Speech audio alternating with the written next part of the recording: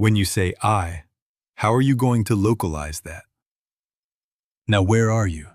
Here or here? Are you behind the forehead?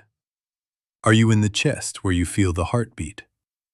Are you in the hands that move or the feet that carry you? If you say here, then what moves when you fall asleep and dream you are elsewhere? If you say there, who is it that witnesses the thought passing? Now where am I? Am I here or here? No. No, I am not in the physical. No surgeon has ever yet found any me inside of a body. They have found organs, tissues, chemistry, but no self. And you cannot leave a body because you are not in it and never have been in it. Absent from the body, present with the Lord. The instant you cease trying to cage the I in muscle and bone, something loosens. The inner quarrel, the tug-of-war with your own thoughts, begins to soften. This is not mysticism made difficult. It is honesty about what you are. You are awareness knowing the body, not a body possessing awareness. Consider it. You think you walk into the room, but did you not first know the room? You claim, I am tired, but did not the awareness notice sensations we call tiredness? You think, I have a mind.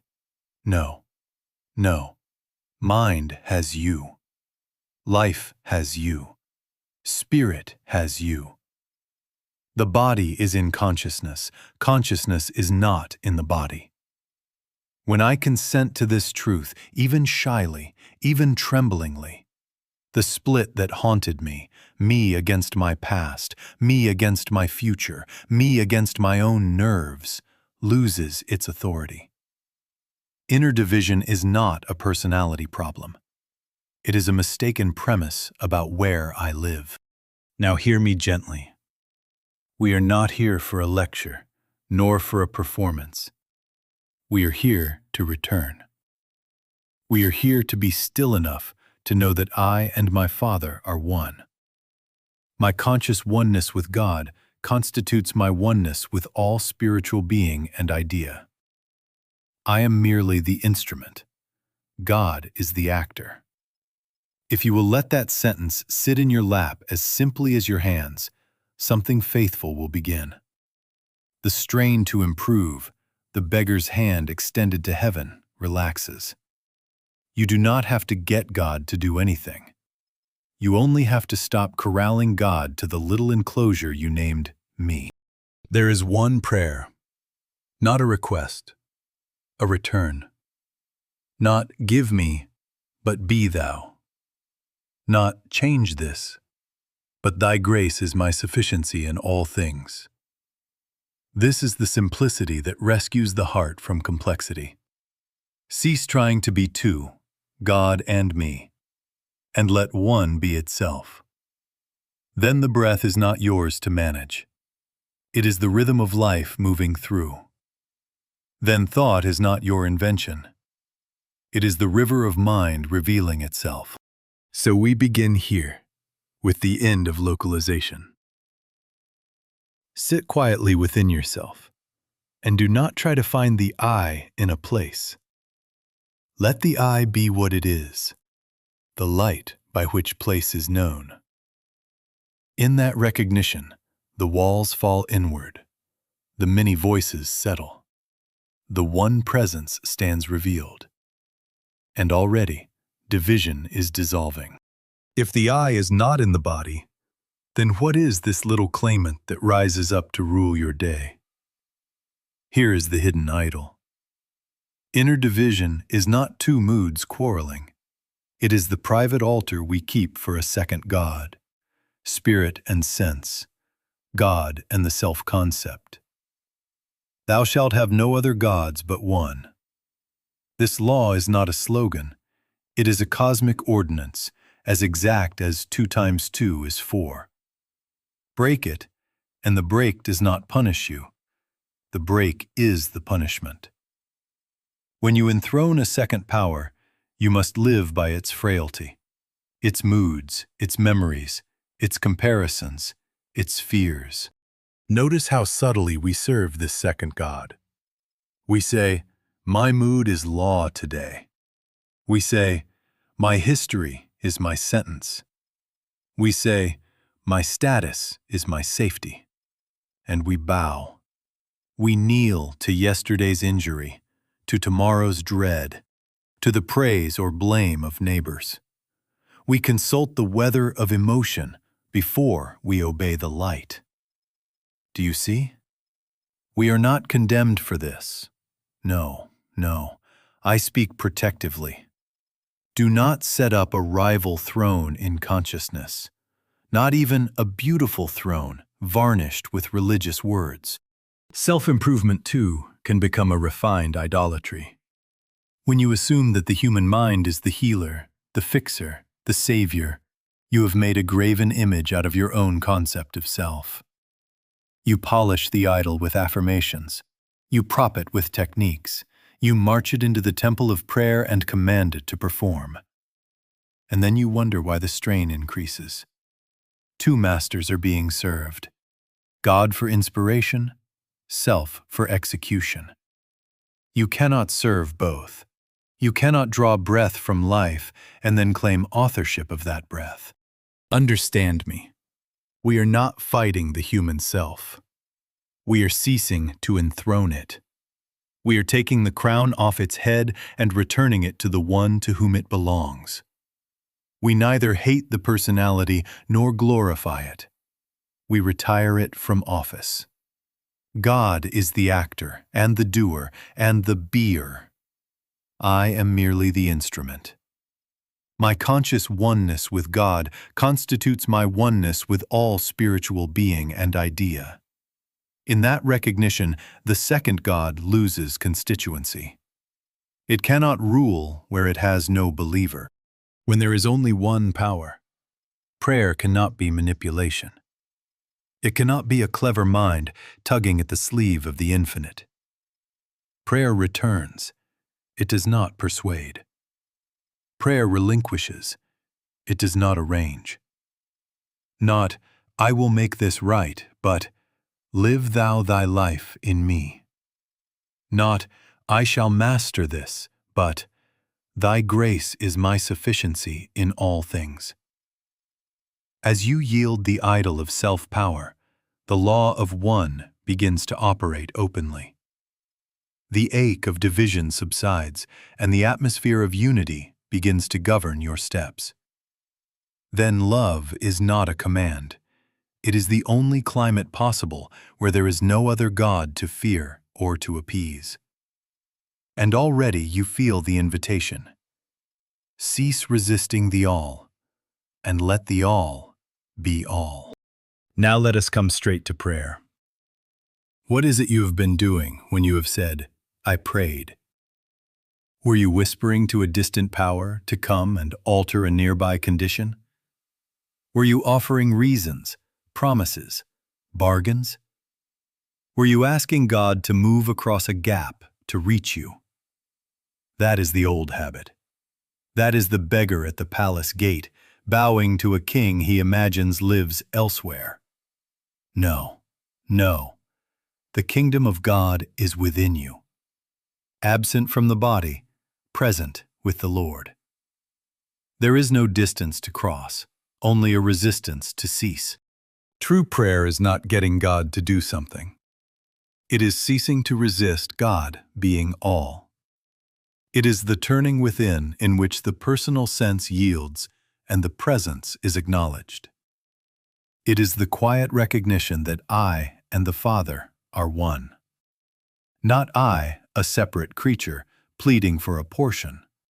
I, the awareness in which God is already shining. In that recognition, petition has no function. Desire has no job. Arranging becomes impossible. You do not coach the sun to rise, you face east. I speak protectively now. Asking very often intensifies the division it hopes to heal. Why? Because the act of asking secretly asserts two powers: God there, need here. And it enthrones a third, the asker, who would orchestrate the meeting. That is a triangle of strain: God, me, and my problem. Thou shalt have no other gods before me. To pray as a demander is to sow the seed of separation, and as you sow, so shall ye reap. The very posture of "give me" hardens the mask that says, I am apart. The ache you feel is the ache of violating a simple law, as exact as 2 times 2 is 4. You do not call the principle of mathematics to your side with urgent pleas. You align yourself with it, and it governs of itself. What then is prayer? It is the end of personal authorship. It is the inward bow where the self steps aside, not in self-hatred, not in dramatics, but in obedience to reality. God is the actor and the doer and the beer. I am merely the instrument. When the instrument stops buzzing with its own plans, the music can be heard. When the mind stops composing outcomes, the word that was in the beginning utters itself within us. Be still and know that I am God. Not be busy, not be clever. Be still. In practice, it is as simple as this movement of consciousness. Father, I return. I relinquish the second power. I release the claim to manage.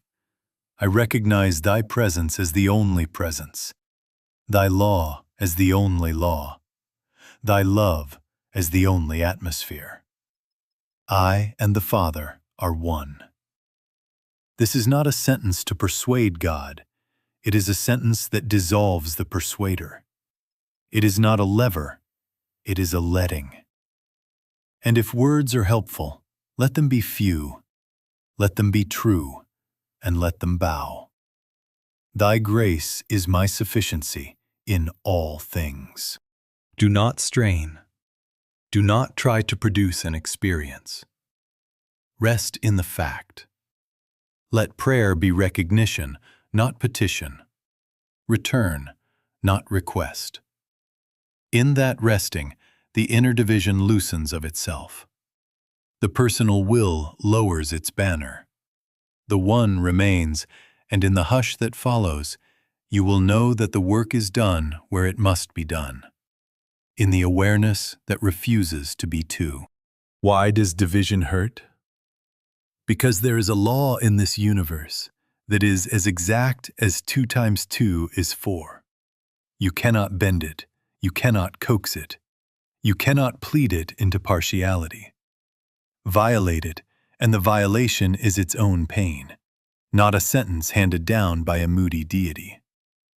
Build a bridge and ignore the load, and the bridge does not get angry. It falls. Ignore the center line and meet another car head-on, and no judge has decreed your bruises. The traffic law simply was not observed. It is the same in the life of the soul. Thou shalt have no other gods before me is not a suggestion. It is structural truth. To set up a second power, me over here, God over there, is to saw at the beam that holds up your own roof. As you sow, so shall ye reap. Consciousness reproduces after its own kind. If you sow the premise of 2 powers, you will reap tension, 2 wills tugging at one mind. If you sow judgment, you must reap the loneliness of a judge. If you sow comparison, you will reap the sting of lack, for you have declared yourself a fragment among fragments. Envy? It is a confession that you believe in separate supplies. Self-accusation? It is a denial of the law of love, and the denial must act back upon the denier. Do you see? This is not condemnation. No, no. This is simple arithmetic of spirit. The seed knows its harvest. Do not tamper with this law. It is a double-edged sword. When you try to use prayer to bend another mind, to fix a condition by personal will, to dominate an outcome, the very edge you hone turns and cuts the hand that wields it. I hope you will never try to do it. It is like taking hold of a live wire with bare hands. There can be no selfish purpose in a cosmic law. God is the actor, and the doer, and the beer. I am merely the instrument. The moment the instrument presumes to play the music, discord is inevitable. I have studiously avoided mental manipulation for this reason. It rebounds. It always rebounds. But hear the hope, and hear it well. The same law that exposes separation restores wholeness the instant the premise changes. Turn the premise, and the harvest changes with it.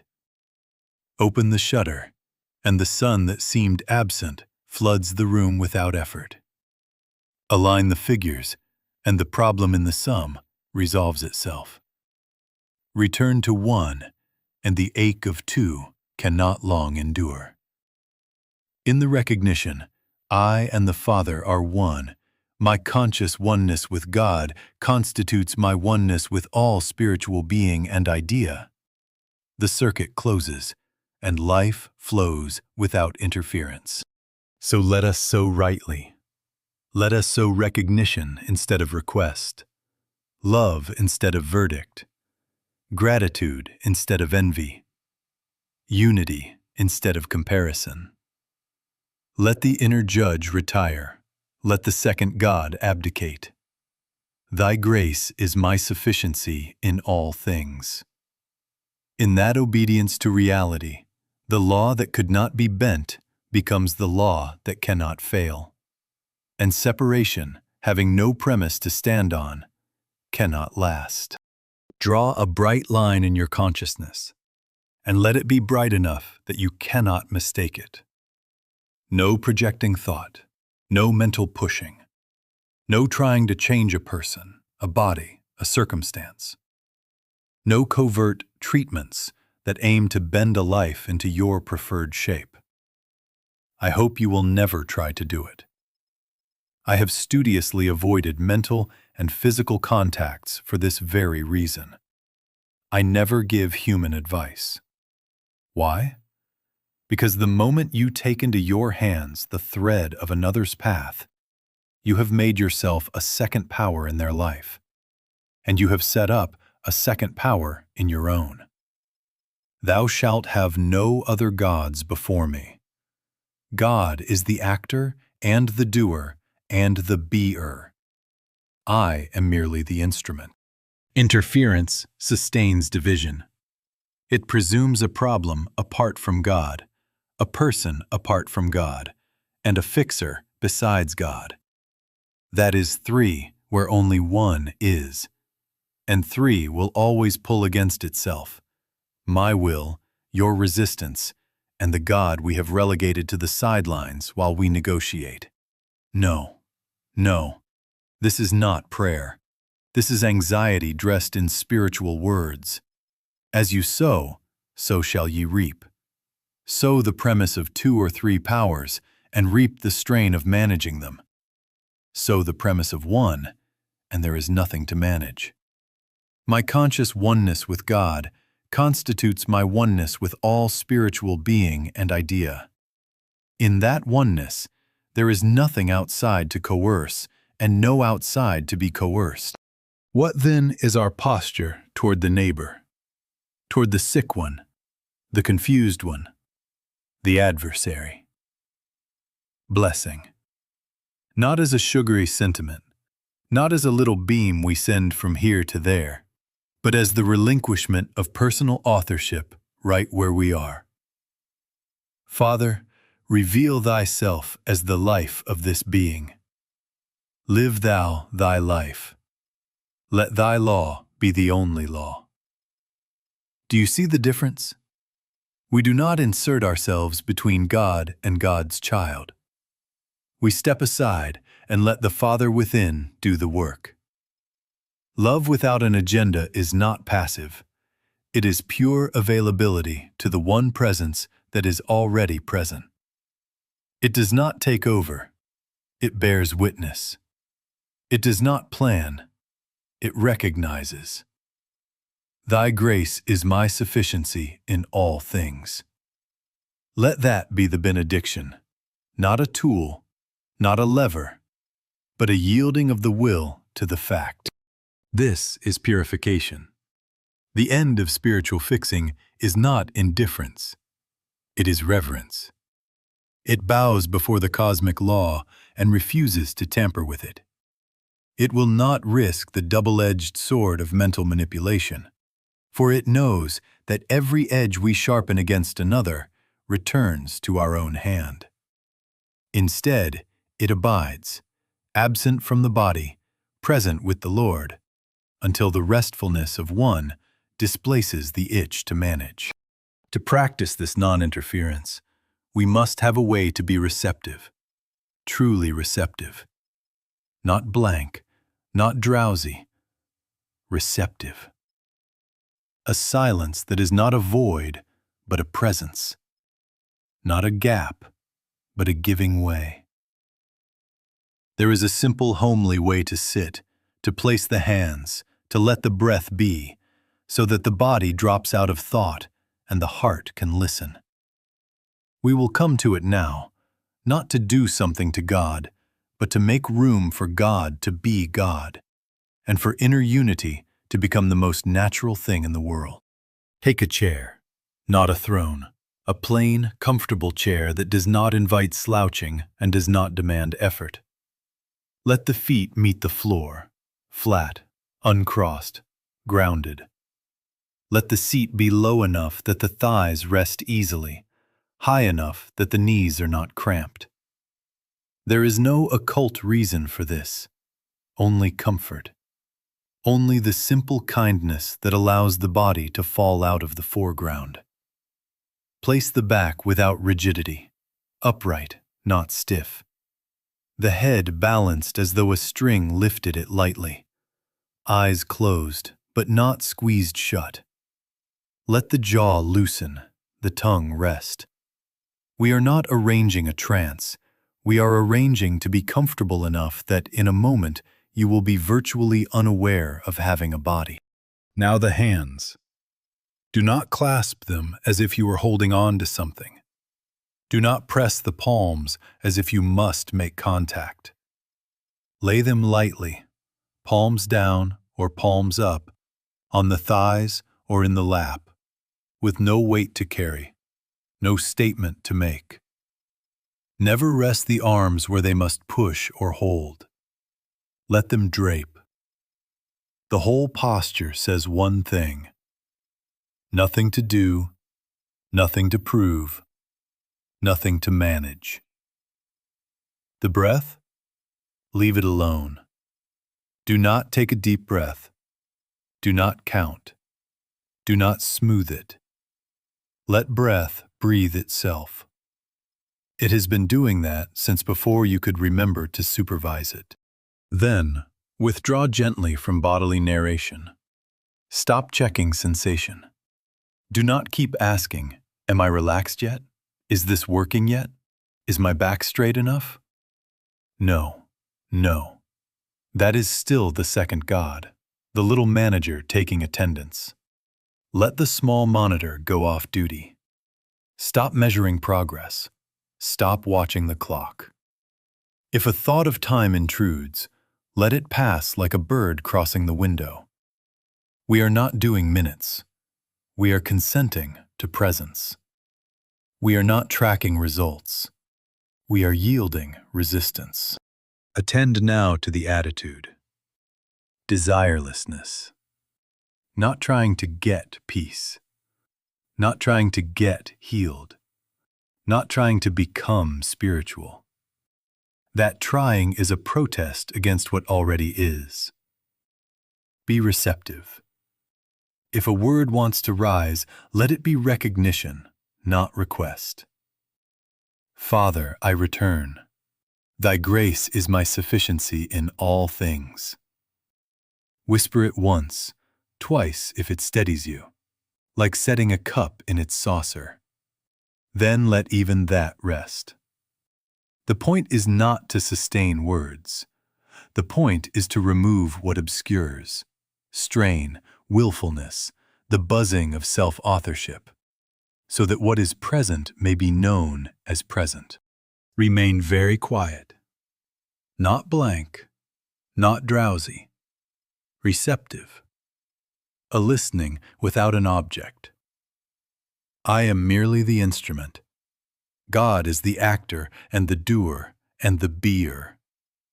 Absent from the body, present with the Lord. Do not look for signs. Do not pinch the soul for proofs. I wait in a state of receptivity until, finally, the click comes. You cannot hasten it. You cannot delay it. The click is not fireworks.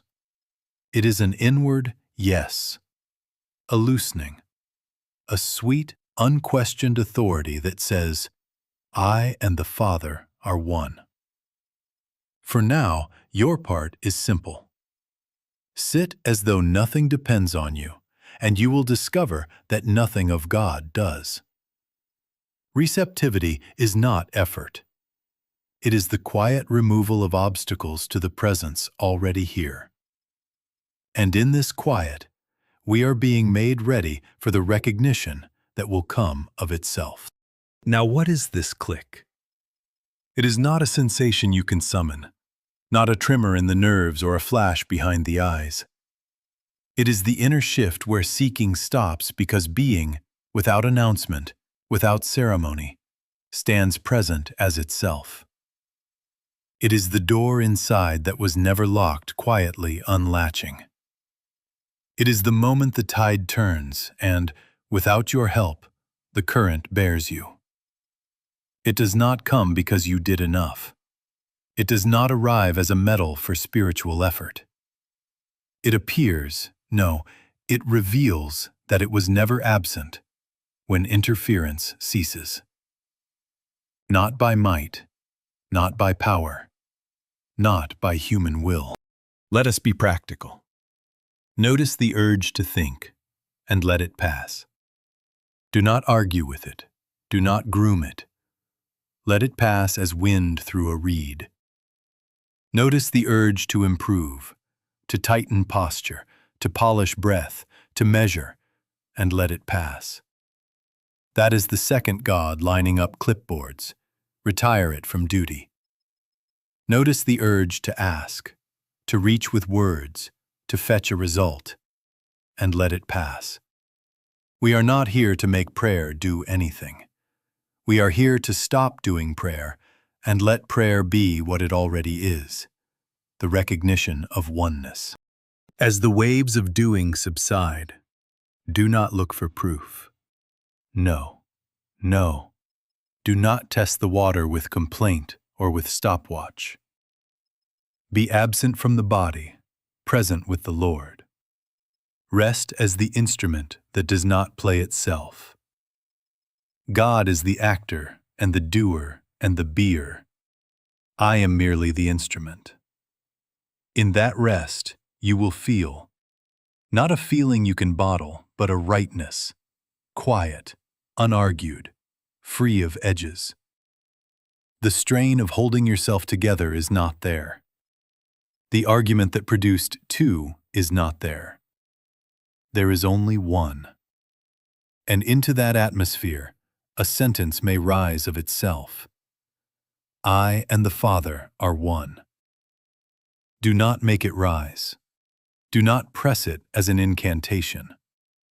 Let it be what it is. Recognition, not assertion. Witness, not wish. When that rises, you will notice that asking is impossible. The asker has stepped aside. The triangle, God, me, and my problem, has collapsed into one. The tug-of-war has no hands to pull it. My conscious oneness with God constitutes my oneness with all spiritual being and idea. In that awareness, comparison fades, concern loosens, and a deep courtesy fills the room of consciousness. The courtesy of not pushing, not fixing, not arranging. You are not passive. You are available. You are not blank. You are beholding. You do not send anything out. You let the all be all. And now, almost without your choosing, the one prayer stands at the threshold. Not a request, a return. Not give me, but be thou. It does not demand, it bows. Thy grace is my sufficiency in all things. Whisper it if you must, once, and then let it breathe itself. Let it descend below the words into the place where the click has already happened, into the stillness that needs no cue. Sit as though nothing depends on you, and you will know that nothing of God does. From words to wordless union, that is the passage. And the sign of arrival is not rapture, not spectacle, but the simple absence of seeking. The click has come, and it does not come and go. Only the clouds that hid it pass on. Now let the one prayer stand, not as a key to turn a reluctant lock, but as recognition of the door already open. Let it rise once, whole, like a bell that needs no second strike. Thy grace is my sufficiency in all things. Not my ingenuity, not my memory, not my will. Thy grace. Say it simply. Say it reverently. Then allow the sentence to carry consciousness beyond argument, beyond managing, beyond the little calculations of a second God. Where fear has made its report, do not answer fear with a counter-argument. No, no. Let the prayer answer by its nature, Thy grace is my sufficiency in all things. Where the heart trembles before imagined loss, where the night paints moving shadows on the wall, whisper again, not to persuade, but to recognize, Thy grace is my sufficiency in all things. In this, fear yields to trust, not because you have become brave, but because there is nothing left for bravery to oppose. Where the mind tallies lack and posts it as truth, time lacking, money lacking, love lacking, do not negotiate. Do not ask for a portion. Return to the only economy that is not subject to drought. Thy grace is my sufficiency in all things. Not some things, all. Lack dissolves in the presence of the whole, as darkness yields without debate to light. In my oneness with God, I find completeness, not supplement, fullness, not fraction. Where the planner, the fixer, the well-meaning arranger rises with blueprints and deadlines, bow the plan, the pen, the desk, to the altar of one. Thy grace is my sufficiency in all things.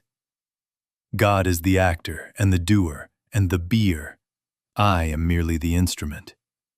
Will relaxes into surrender, not by defeat, but by relief, as a hand that has gripped too long releases and finds it is held. Where loneliness paints the edges of the room, where the sense of a private life aches for company, turn not outward first, but inward, to the center that is everywhere and the circumference nowhere. Thy grace is my sufficiency in all things. My conscious oneness with God constitutes my oneness with all spiritual being and idea. Isolation cannot stand where belonging is being. Understand this well. Grace is not a supplement to a struggling self, not a vitamin for a mortal day, not a patch on a weary garment. Grace is the only sufficiency. God as life, God as mind, God as being. The one law, the one cause, the one presence that needs no helper and admits no rival. Thou shalt have no other gods before me. In this prayer, the second God abdicates. In this prayer, the separate self yields its throne and vanishes. Now let the words soften. First say it as a statement, then say it as a breath, then say it as a listening. Thy grace is my sufficiency in all things.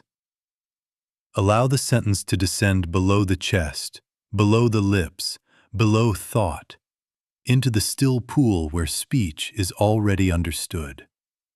Follow the diminuendo into the hush from which the words were born. Be absent from the body, present with the Lord. I am not in the physical. I am that awareness by which the body is known, and in that awareness, oneness is not achieved, it is recognized. Remain a moment with no sentence at all. Not a void, a presence. The prayer now prays itself, without syllable, as atmosphere. Thy grace is my sufficiency in all things. And as the last ripple quiets, the work is done without your doing. For the one prayer ends division by yielding the false separate self to the all-sufficiency of grace. From that hush, look and see. The others of yesterday are not outside your life. They are included within the one life that is God expressing. My conscious oneness with God constitutes my oneness with all spiritual being and idea. Say it slowly enough to feel its reach. If I am not in the physical, if I am absent from the body, present with the Lord, then the measure of my neighbor cannot be in body, status, history, or role. Love thy neighbor as thyself is not a sentiment. It is accurate perception. It names the neighbor as the same life beholding itself from a new angle. Where does conflict begin? With a premise. Two lives, two powers, two supplies. Comparison is born of arithmetic gone wrong. If you tally your worth against another's, you have already declared a divided inventory. If you feel superior, you have confessed a private store you fear to lose. If inferior, you have confessed a private lack you hope to hide. Competition hardens the sums. Your gain is my loss, my win is your defeat. No, no. That is the mathematics of separation, and it will not compute. As you sow, so shall ye reap. Sow the premise of fragments, and you reap the friction of fragments. Return to one, and the figures align by themselves. In my oneness with God, I find completeness. Therefore nothing of yours can add to me, and nothing of mine can protect me from you. When I want nothing you have, and you want nothing I have, cooperation becomes natural. Peace is lawful. It is as exact as 2 times 2 is 4. The traffic of life moves without horns and collisions when the center line is observed. The center line is one. Thou shalt have no other gods before me. In that obedience, resentment finds no oxygen, for there is no rival to resent. Superiority and inferiority cannot stand, for there is no ladder to climb in infinity. Let this be practical. Walk into business, into family, into civic life, and before a single plan is laid, return within. Thy grace is my sufficiency in all things. Not to secure an edge, not to tilt the table. That would be the second God coming back with better manners. Do not use prayer to win. Do not use God to get. I hope you will never try to do it. It is a double-edged sword, and it returns to the hand that wields it.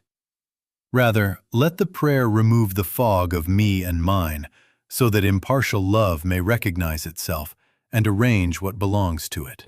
Then the gestures change. You find yourself giving without loss, receiving without debt, correcting without condemnation, declining without fear. You do not have to remember to be kind. You cannot help it. Love has ceased to be a command and has become the air you breathe. My conscious oneness with God constitutes my oneness with all spiritual being and idea. Rest there as you move among faces and forms, and you will discover that peace is not negotiated. It is revealed where the premise of two has been surrendered. Carry the one prayer lightly, not as a tool, but as atmosphere, and let the Father within do the work. Now let this not be a moment only, but a rhythm, without strain, without scoreboard, without vows. Your practice is not achievement. It is a repeated return to the one already governing your life. Carry it lightly, like breath you do not supervise. In the morning, before the feet touch the floor, before the hand reaches for messages, pause. Knock, and know where you are knocking. Not at heaven's far gate, but at the door of your own consciousness. Father, I return, absent from the body, present with the Lord. Thy grace is my sufficiency in all things. 30 seconds, a minute, no stopwatch, no agenda. Recognition, not request. All through the day, take the briefest turns inward. Before you answer the bell or the screen, before you enter the room, before you sign, before you speak hard words, before you lift food to your mouth, return. Not to bias the outcome. No. Not to gain advantage. Not to coat the meal with safety. That is the second God creeping back with polite phrases. We are not using prayer to get. We are clearing the fog so that the one who is already acting may be recognized. Seek ye first the kingdom of God. Seek God, not the thing, and all these things reveal their rightful order. Learn to knock inwardly. The knocking is not noise, it is yielding. It is the little bow in which the instrument ceases its buzzing so the music may play. Father, reveal thyself as all. God is the actor and the doer and the beer. I am merely the instrument. Then say little, or say nothing. Rest a breath in the fact. If a sentence rises, let it be the one, Thy grace is my sufficiency in all things. And watch, not for signs, but for the quiet undoing of strain. Guard yourself protectively.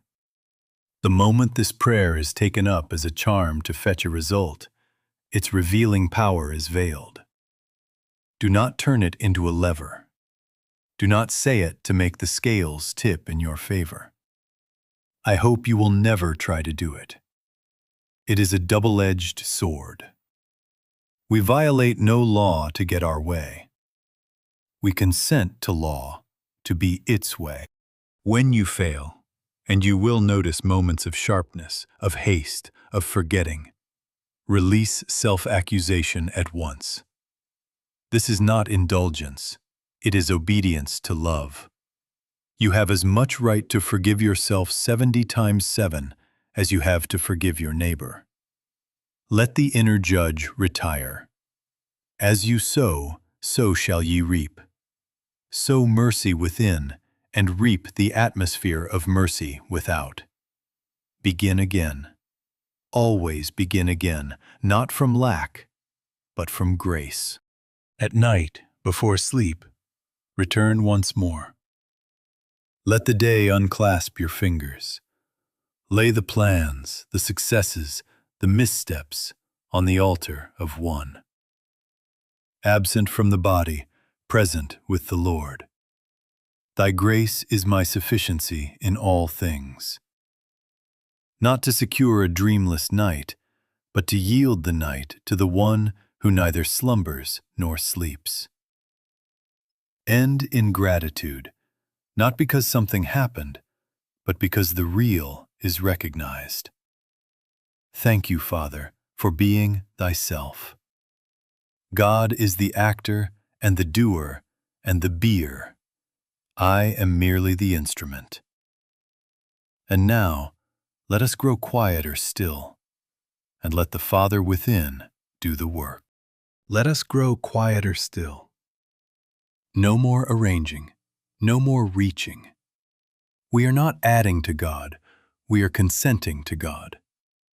God is the actor and the doer and the beer. I am merely the instrument.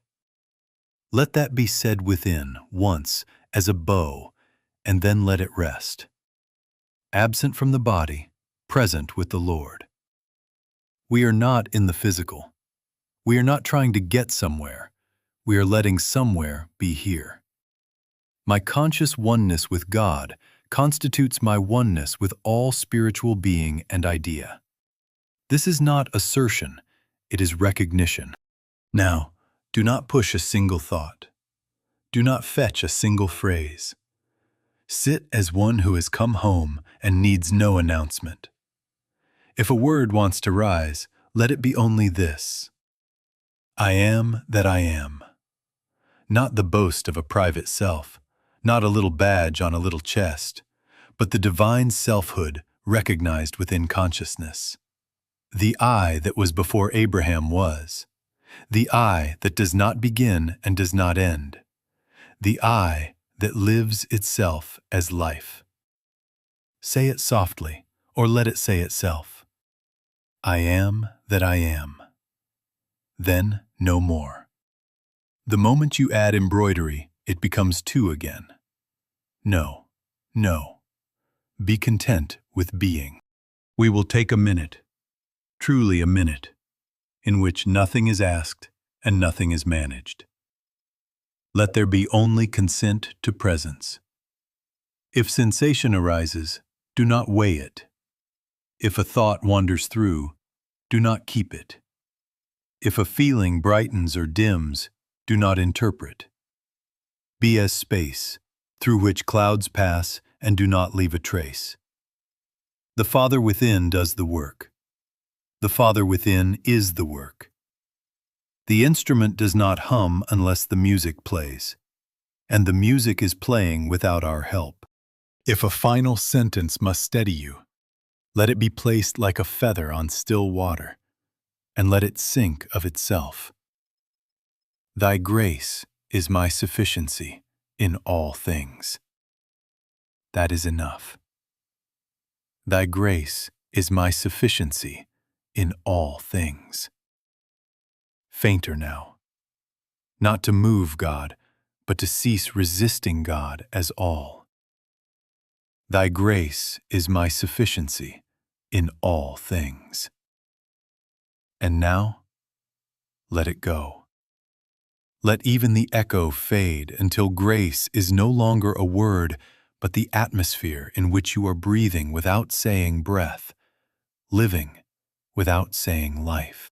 In this hush, identity is simple. No second God, no rival will, no private storehouse to guard. Only I am that I am, quietly standing as what I am. The ache of two has no foothold here. The click is not sought, it is simply evident as the absence of seeking. And in that evidence, gratitude arises without being told to rise. Thank you, Father, for being thyself. Thank you for being the one that is all, the life that is living itself as this awareness. We will not break this with a flourish. We will not tie it with knots of explanation. We will seal it only as one seals a letter that has already been written by another. And so it is. And I thank you.